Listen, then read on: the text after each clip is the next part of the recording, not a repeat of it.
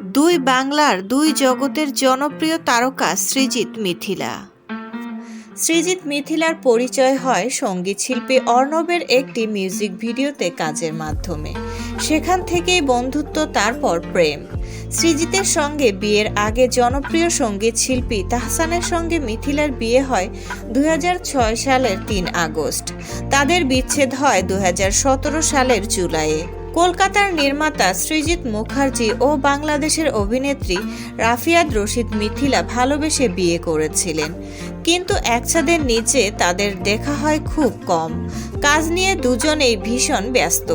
বিয়ের পর অভিনেত্রী রাফিয়াত রশিদ মিথিলা পশ্চিমবঙ্গের বাসিন্দা হলেও পরবর্তীতে মেয়েকে নিয়ে বাংলাদেশে স্থায়ী হন। কন্যা আয়রাকে নিয়ে দেশে ফিরে স্কুলে ভর্তি করিয়েছেন অভিনেত্রী। বর্তমানে মায়ের পরিবারের সঙ্গেই থাকছেন মিথিলা কন্যা। বহুদিন ধরেই সৃজিত মিথিলা দাম্পত্য নিয়ে নানান গুঞ্জন শোনা যাচ্ছে। সম্প্রতি সময়ে তাদের বিচ্ছেদের খবরও সংবাদের শিরোনাম হয়েছে।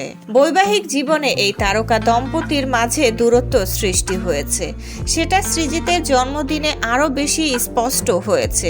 গত 23 সেপ্টেম্বর নির্মাতার জন্মদিনেও তার পাশে দেখা মেলেনি মিথিলার।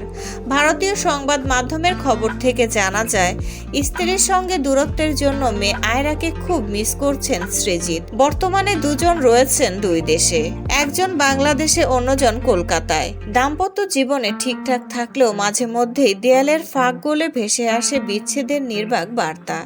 এসব খবর তারা দুজনেই মুচকি হেসে উড়িয়ে দিয়েছেন অনেকবার। তবুও প্রতি বছর নেটিজেনরা তাদের সম্পর্ককে কাঠগড়ায় দাঁড় করান।